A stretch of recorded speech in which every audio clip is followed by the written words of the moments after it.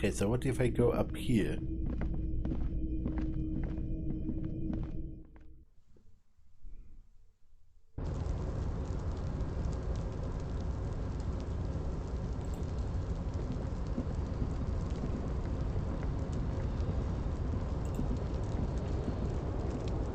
Okay, it does bring me to some stuff. This doorway is going to collapse soon. A postcard for the Grand Couronne.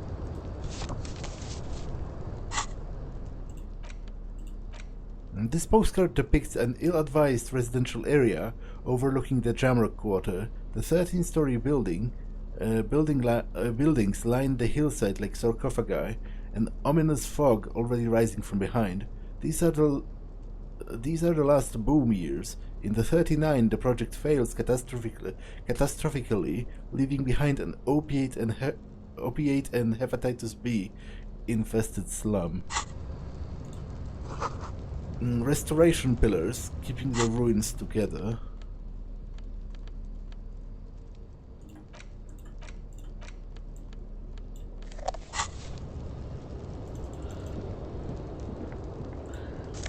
Get us some change.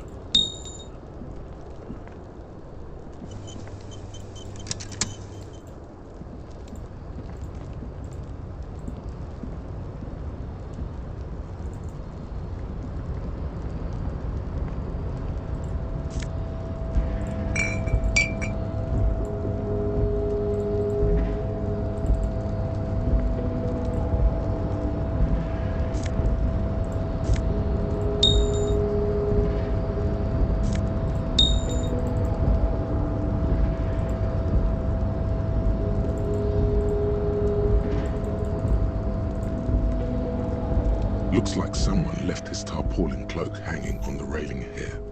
Man down, a trooper has been left behind the enemy lines.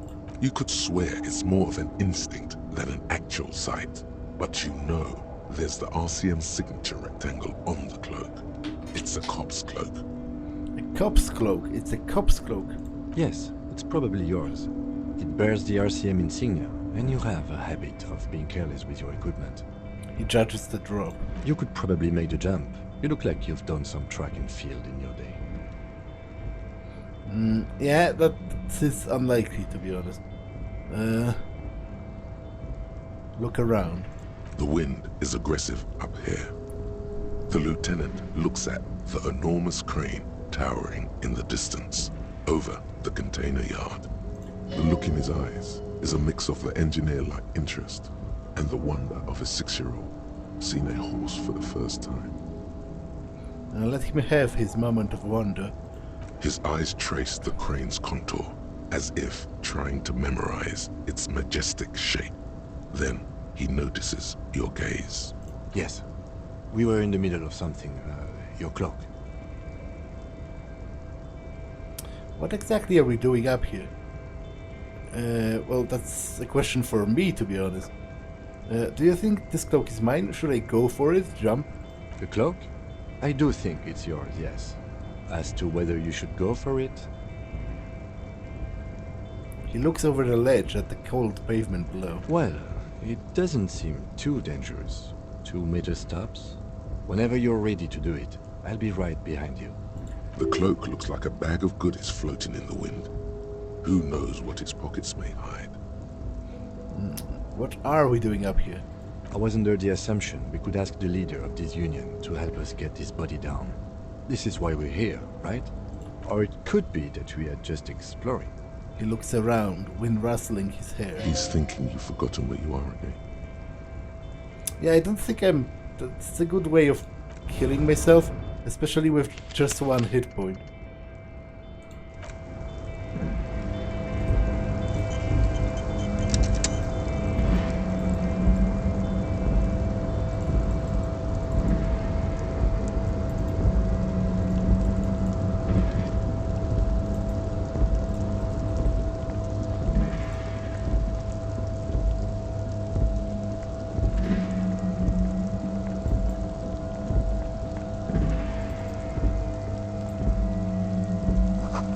Barrels are half full of rainwater.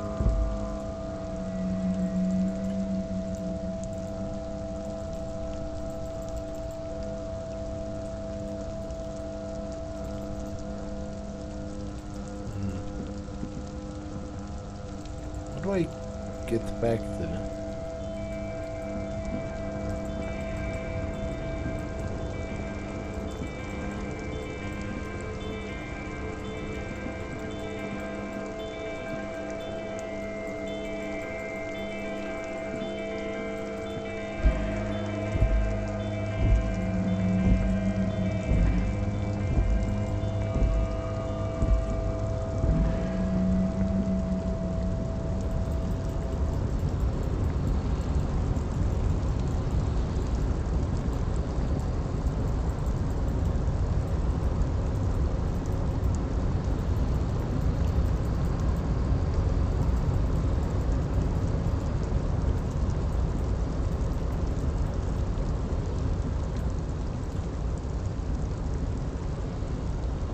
The tarpaulin cloak with possible RCM markings is still caught on the railing. Yeah, would pretty much only succeed on the double sixes.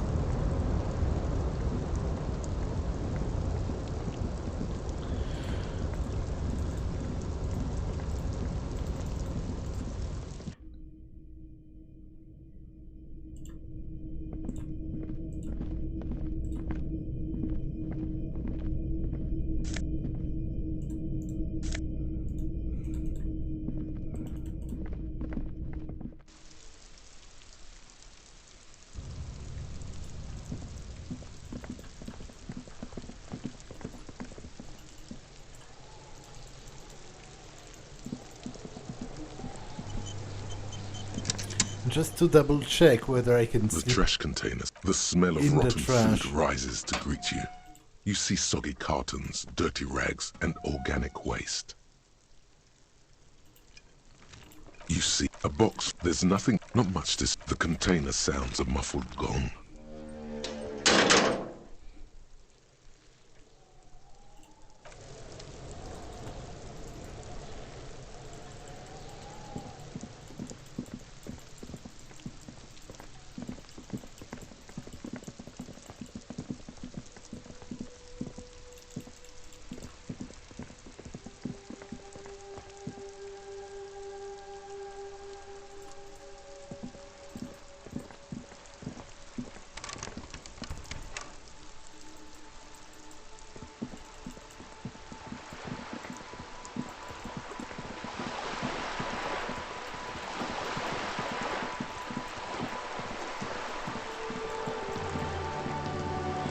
I guess there's still this entire part of town, which I never really explored.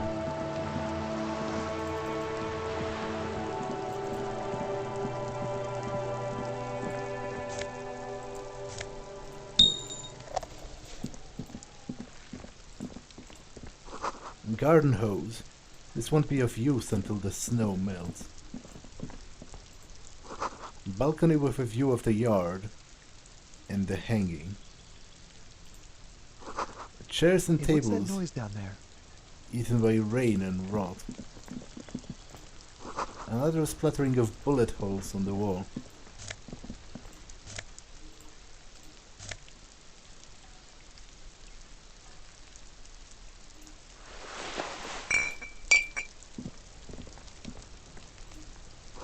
Just a closed door, but you look at it suspiciously.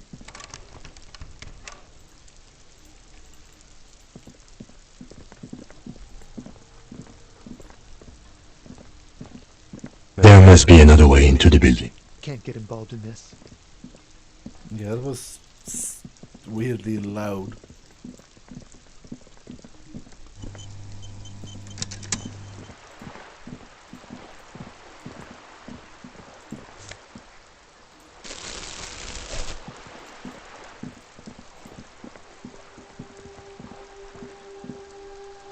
There's a girl up there.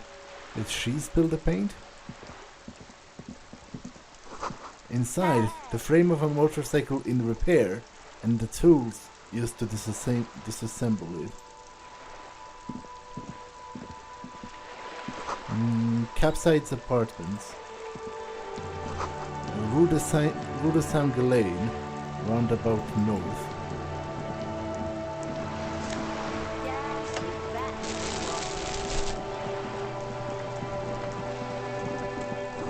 Looks like there was more construction here once, decades ago.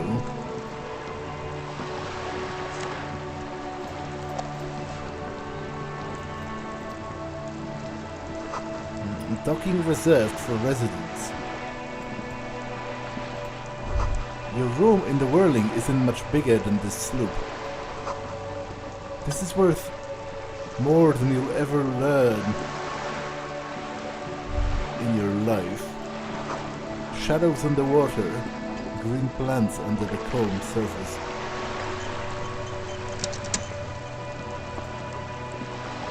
A striking woman leans against the cabin top of her sailing boat, smiling as you approach. Her green raincoat glistens with droplets. A silk scarf is tied around her throat. Good evening, officers. I'm Joyce. She extends her hand in a greeting. Joyce Messier. I represent the board of Wild Pines, the owners of the harbour. You gentlemen must be from the RCM. Shake her hand. I'm glad to see you here. Her grip is tight and cold. I was dispatched to handle a strike, not a lynching. Anything I can do to assist the RCM in this matter, I will, gladly. That is good to hear, madame. My colleague will take the lead on this interview. I should let you know that he is recovering from an unusual medical episode. Very unusual. But I can assure you of his ultimate competency. There's a trace of irony in his voice. Mischief even. The lieutenant is hatching some scheme. He's trying to signal something. He wants you to play up your condition. How interesting. I wish you a swift recovery.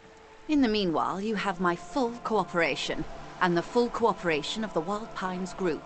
It's hard to get a read on her precise disposition, but she appears helpful.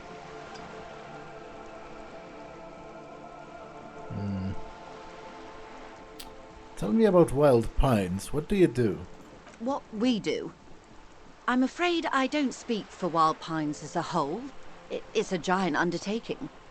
There was a touch of discomfort there. She wants to merely represent. So what do they do?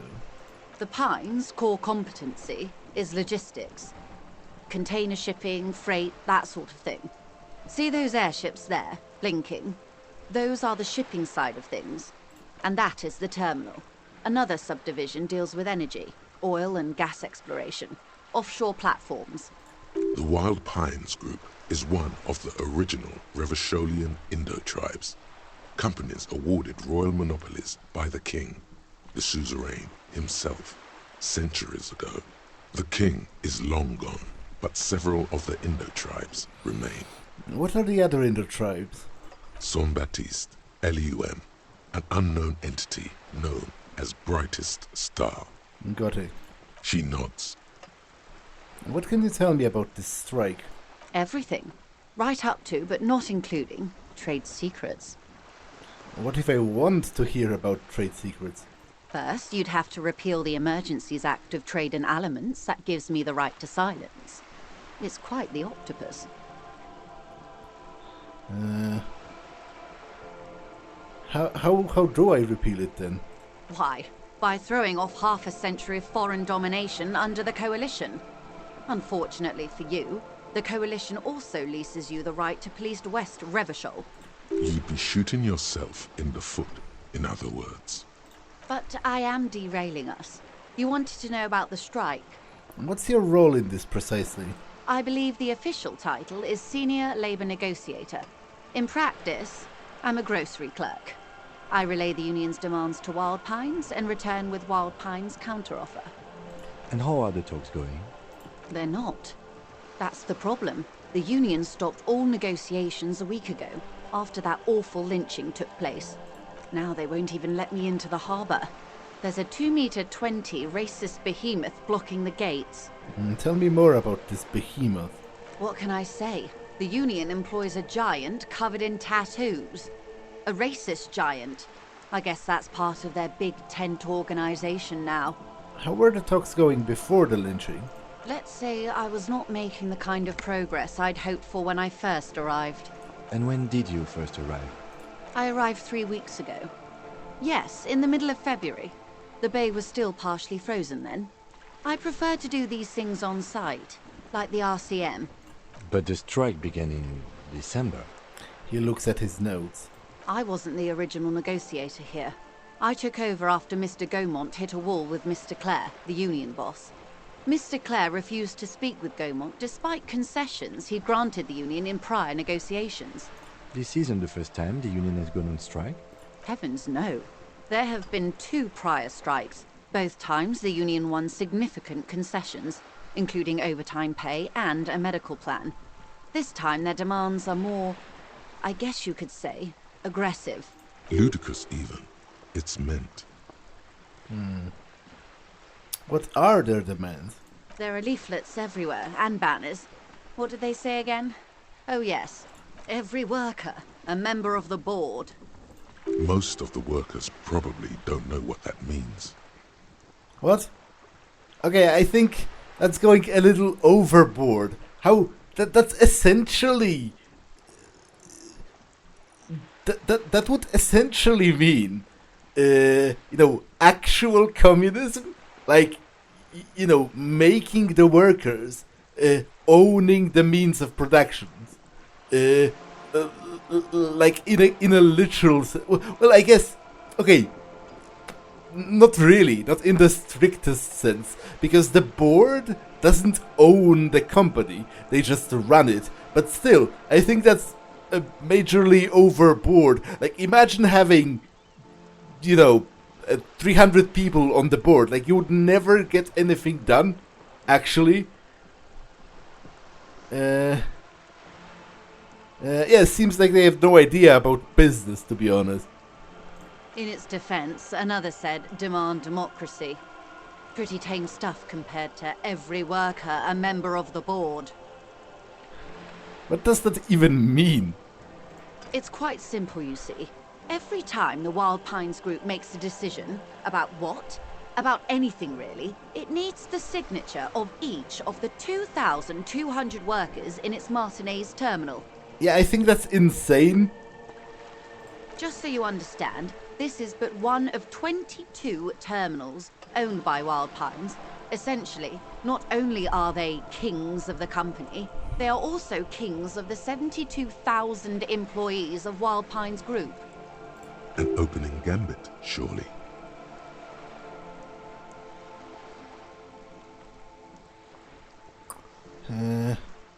Sounds like it. Oh, yeah, probably. They probably give an outrageous beginning demand to negotiate down from. Sounds like an opening gambit. So I hoped. But this type of opening is usually followed by a more reasonable offer. I've yet to hear one. Just the same nonsensical slogan repeated over and over again. And now, people are getting lynched, I hear. Behind the whirling in rags. A disastrous situation if there ever was one. Excuse me, from whom did you hear about this lynching? I first heard it from the bowyer at the gates. The one whose very name advertises his aversion to work. I think he said it was, "Call me mañana."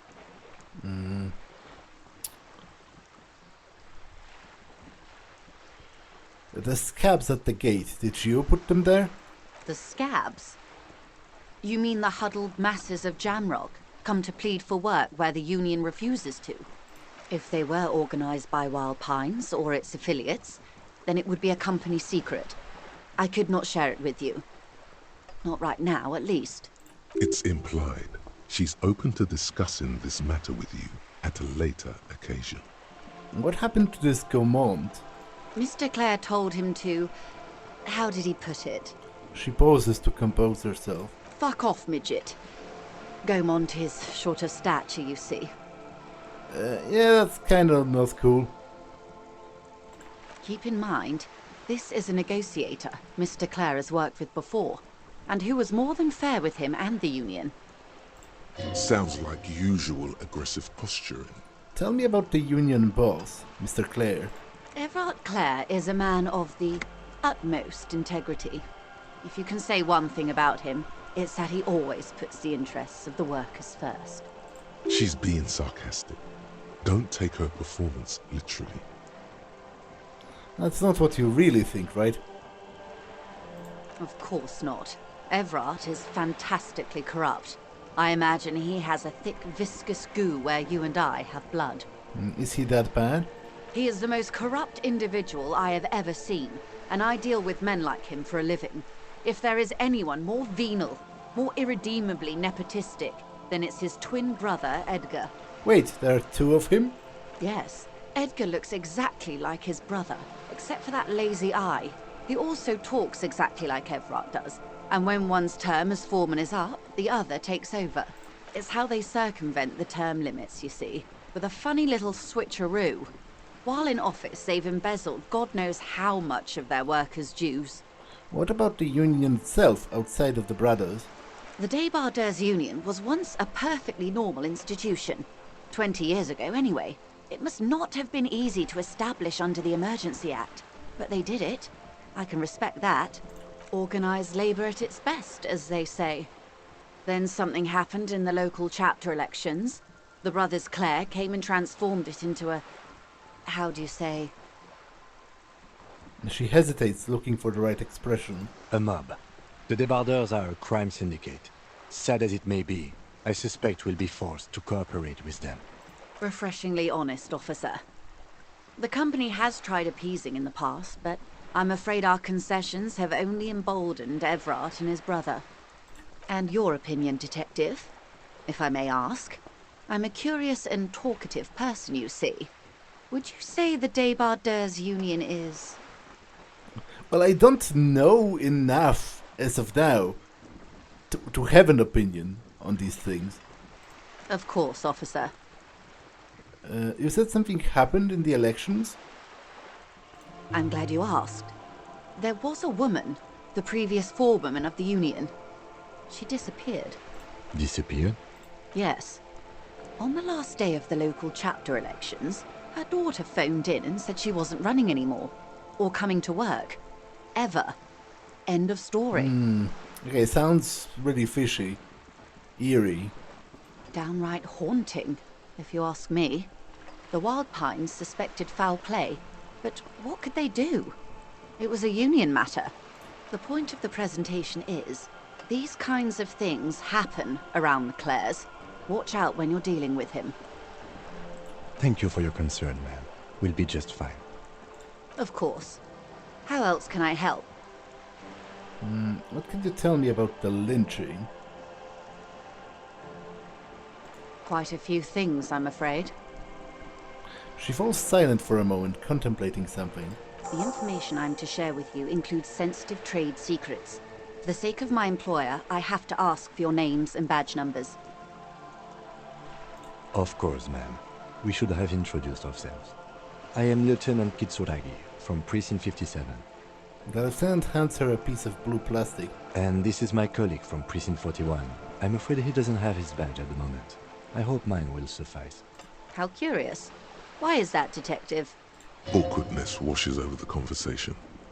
The woman doesn't like this turn of events. Remember when my partner told you I recently suffered from an unusual medical episode? My lost badge is related to it. I see. So, are you saying you lost your badge during the course of this episode?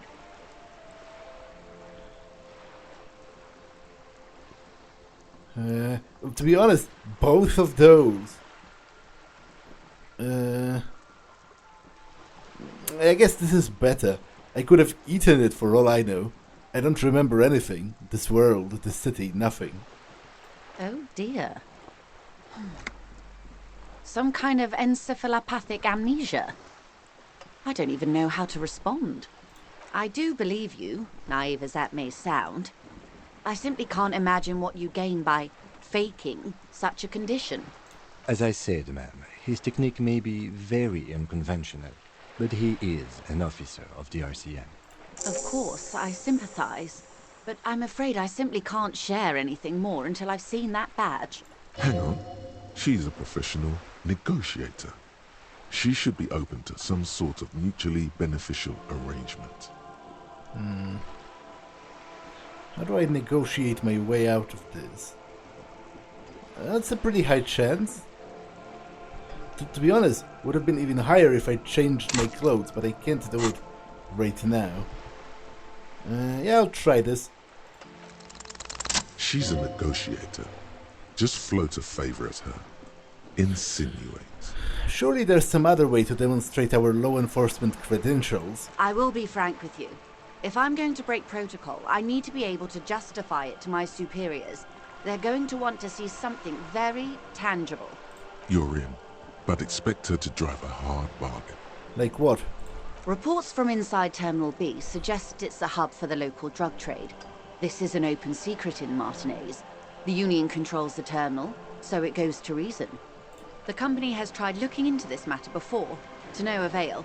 Perhaps someone with your authority and resources might turn over the right stones. Or you can recover your badge. Though if I may be blunt with you, it sounds like that may be a lost cause. Detective, a word in private before we continue. Excuse us for a moment, madame.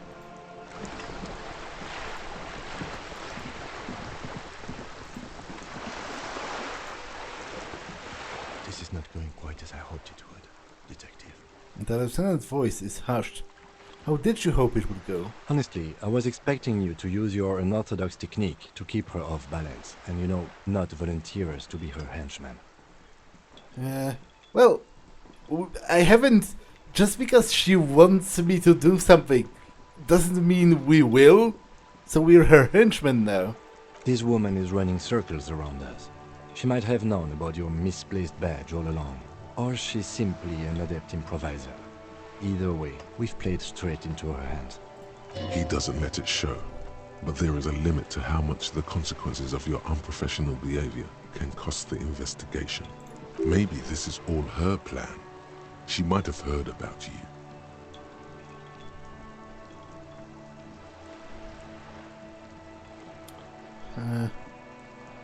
Well, to be honest, what do you propose? That we don't investigate the drug trafficking? No. If there is reasonable suspicion, we must investigate. Otherwise, she could claim we are siding with the Union, or that we are on their take. We'd never hear the end of it. What I propose is, we ask her, then we investigate, briefly. But do not share the outcome of this investigation with her. We tell her it's done, and demand for her information on the lynching. I'm sorry for putting us in this situation. I'm sure you will, Detective. Let's get back to her then. You're back. Good. What can I help you with? Yeah, tell me about this alleged drug trafficking. It's quite straightforward. Someone is using Terminal B to smuggle raw ingredients from the Samar and Isola into Revachol with the Union's blessing. Wild Pines has suspected it for years. Ingredients for what, ma'am? Meth and dextroamphetamine, GBL and various synthetic psychedelics. Honestly, it might be quicker to say what you can't make from the stuff. Let me get this straight. The materials come from Samara to Revachol through the terminal? Yes. After they clear the terminal, we lose track. The actual production is taking place at various sites in and around Jamrock Quarter, north of here. Wild Pine seems to be well apprised of the local drug trade, ma'am. Do you mean to say the Union also produces the product? Sells drugs, I mean? We're in logistics. It's our business to know. And no. As far as the company knows, the Union does not produce it. They transport the ingredients for a cut. And you want us to investigate? Yes, but you won't get anything out of Evrat and the Dock Workers Union. Still, every chain has its weak link. The handoff. The motor lorries at the roundabout. The lorries. Precisely. Someone needs to move the ingredients from the harbour into the city. Once they reach Jamrock, they're distributed to a network of local manufacturers well beyond our grasp. But in transit, they're vulnerable. How convenient that they're stranded like beached whales at that roundabout. Perhaps you've noticed that a number of lorries are tangled in a traffic jam at the roundabout just now. Interview the drivers who are still hanging about. One of them might be waiting for a crucial shipment. She gives you a knowing look. I'll be explicit. If you find this driver, I will share company secrets with you. Uncovering Union secrets could also give you an upper hand when dealing with them. You'll be indebted to her, in a way, but one step ahead of the Union in another. Why didn't you come to the RCM earlier? We did, on more than one occasion. Apparently, there's some sort of inter-precinct disagreement about whose jurisdiction this area falls under. We know the company has launched its own probe into the Union's alleged involvement. We also know it's come up empty. It's not just the RCM. No one's been able to find any hard evidence. Well, here's your chance, officers. What proof do you have that the Union is involved? How do you think they're financing this strike? There are thousands of unpaid dock workers going strong for the 4th month straight. There was a shakedown of local businesses preceding the strike. Many were squeezed to bankruptcy to fund it. With all due respect to these desert cacti, the contents of a few cash registers cannot provide for 2,000 men. The local businesses can scarcely provide for themselves. So you think the strike is being funded with the source ingredients for drugs? Precisely. Smuggled out of that very gate at night, most likely, then loaded onto lorries and driven to Jamrock. You simply need to find one driver who will open up to you. It sounds like she tried looking into it herself, though she's clearly not the type your typical lorryman would confide in. Okay. I've made up my mind. Yes? I'll tell her I'll do it, but then I'll probably heed Kim's advice and just feed her some bullshit. We'll take the case, probe into the drivers, see what it yields. Excellent. According to my reports, there are at least 3 lorry drivers lingering near the roundabout. Hopefully one of them will know something. She takes a long sip of tea. It may come to nothing, or it may just blow the case wide open. I suspect the traffic jam won't disperse for a few more days. You should have the time you need. In the meantime, let me know if there's any other way I may be of assistance. Do you know something about these tattoos? That's the man who was killed. I'm afraid this is a discussion for once we've cleared the lynching question. So you know something about the tattoos? Better not tie the forestay to the backstay on this. I hope there is something else I can help you with. She wants to answer the question. Protocol keeps her from it. You're on a boat. Why, yes I am. She looks at the deck under her feet. Green and white sails flutter overhead. Does she have a name? The boat? No. It is called Cordelati 19 because that's the type of sloop it is. The word "it" feels strange. Such a beautiful boat deserves a proper name. Okay, but what kind of boat is it? It's a pleasure craft, a 19 pacer. It also happens to be rated for Category 1 racing. Though these days I mainly use it for business. How do you like it? My sloop? I like it a lot. It's the eel's hips, baby. Her lips curl into a wry smile. I'm enjoying this part of the interview. It has so little to do with the murder we're investigating. I really do, the lieutenant thinks. Is she thrown off yet? He's looking at the woman, assessing her. I think I have a handle on the boat thing. Do you have a license for this boat? Officer, I assure you I'm a highly qualified pleasure craft operator. The crowns of her teeth are porcelain, white as the boat's hull as she smiles. Her nonchalance might be related to something called the Wayfarer Act, a law that says she doesn't need a license. Sly fox, you're not aggressive enough to harass her further on this. Not a lot of people on boats, are there? Of course there are. We're on an archipelago. How else are you supposed to get around? There is a pinch of defensiveness in her voice, but it is playful.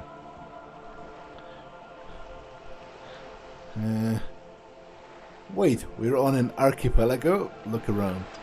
Yes, we are. We are on Le Caillou. I thought we were in Revachol.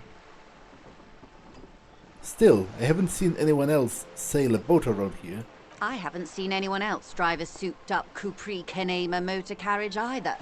Actually, that motor carriage has been specially issued to serve as a patrol and pursuit vehicle. It's for crossing long distances in the greater Revachol industrial harbor. It's not a toy. Neither is this. A toy, I mean. It's a machine for crossing long distances in the Bay of Revachol, between the city and the islands. You need to make this lady admit she's only riding around on this boat because she's rich. Why? Why what? Stop thinking. Take her down. Well, it'll come off like I'm envious, and I'm not. You're not? Okay then. Just keep on admiring the boat then, unburdened by envy. I think that's enough on the boat. Good.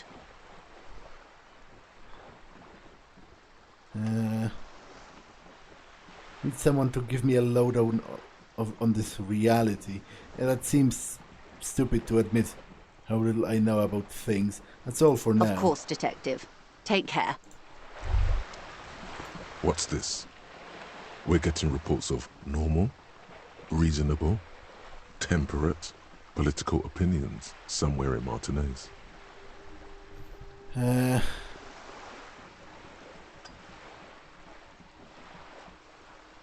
Well, that's me, Mr. Reasonable. Someone's got to keep it sane around here. The air suddenly feels calmer, more transparent in a strangely tender way. Perhaps it's the hangover. Perhaps it's a temporary surge of serotonin. But something tells you it's time to become a citizen of the Kingdom of Conscience. First, what is this Kingdom of Conscience? Although I like the sound of it. It is not a place. It is a moment in time that can only arise in the right circumstances. In all of human history, it's only been achieved a handful of times. How do you bring about those circumstances? Incrementally. History's greatest catastrophes have been brought about by people trying to make the world a better place. Too quickly. That's the genius of Dolores Day. She recognized that progress is meaningless if its gains are lost because of instability. Real, lasting change can only come about gradually, increment by increment. Okay, but what's the Kingdom of Conscience actually like? The kingdom is difficult to comprehend and even more difficult to describe. Partly because humanity will need to discard many of the categories that define and limit it today. The Kingdom of Conscience is post-capitalist, post-national. It's also post-industrial, post-ideological, and even post-sexual.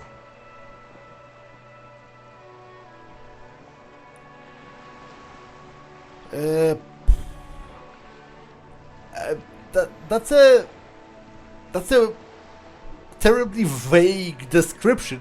Although, as I said, I do like the name of a Kingdom of Conscience. And if you're telling me I got this particular line of dialogue because I didn't go into being a communist, an anarcho-capitalist, a fascist, or whatever else was there, then I guess I'm alright with that, because to be honest, all of those positions are kind of dumb. Like, you know, I know I'm coming off as a sort of enlightened centrist right now, but I just think the world is too complicated to go 100% in a single direction, like into the extreme. I actually used to be someone pretty close to an anarcho-capitalist, but then I actually entered, the workforce, and actually, like, worked or lived life of an adult person, and it has dawned on me that it's perhaps not such a great idea to ruthlessly privatize everything ever.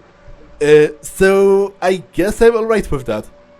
Let's go there right now. Slow down, Mr. Reasonable.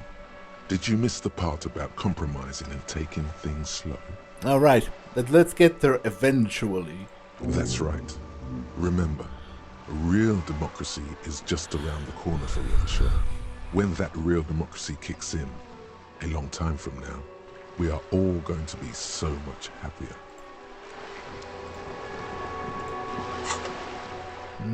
Kingdom of Conscience. The heartache is powerful, but democracy is subtle. Incrementally, you begin to notice a change in the weather. When it snows, the flakes are softer when they stick to your worry-worn forehead. When it rains, the rain is warmer. Democracy is coming to the administrative region. The ideals of DeLorean humanism are reinstating themselves. How can they not? These are the ideals of the Coalition and the Moralist International. Those guys are signal blue, and they are not only good, they are also powerful. What will it be like once their nuanced plans have been realized? But wait, does this put me into... Let's have light first.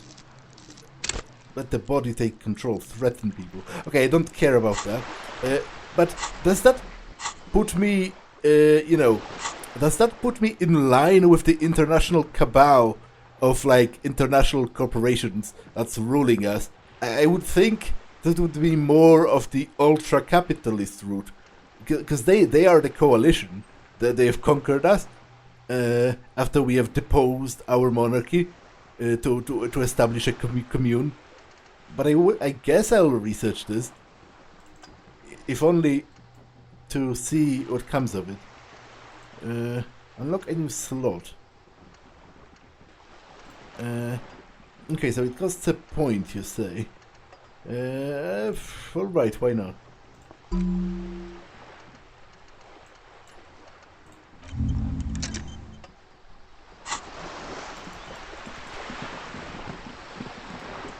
As another trash can.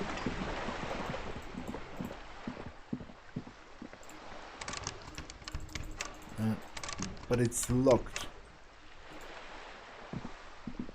Can I... Look at me when I'm talking to you.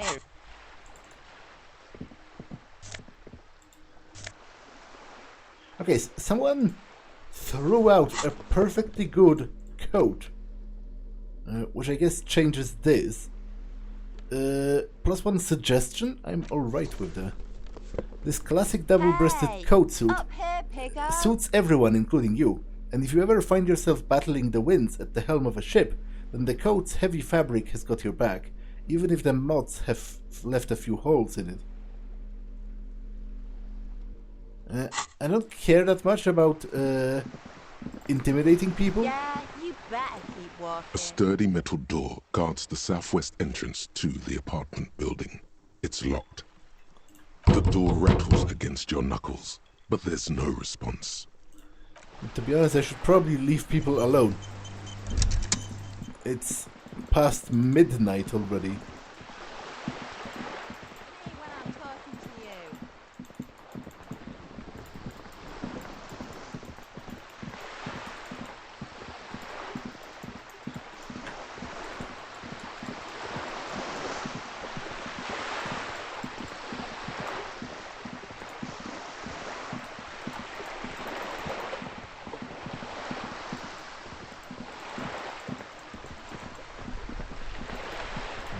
Can I just sleep on a bench?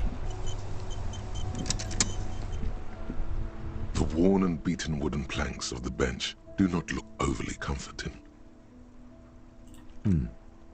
We can sit on benches after we've solved the murder. Let's go. You can revisit the bench if you ever need to pass the time when Lieutenant Kitsuragi is gone.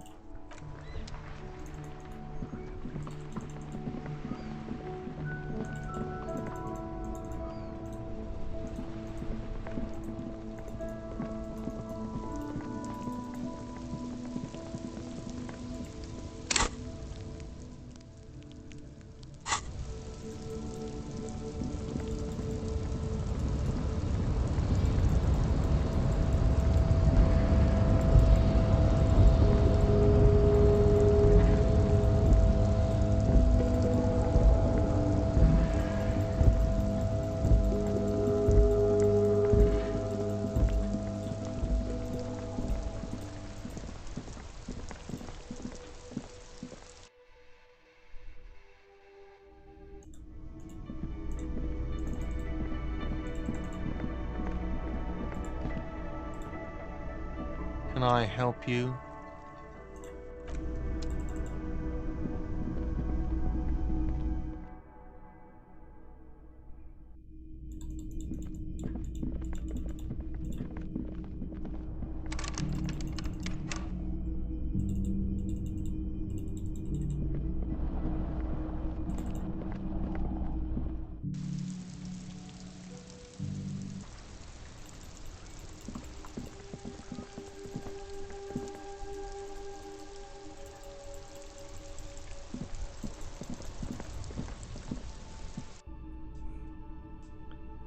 Okay, maybe the game lied to me and I just don't need to sleep.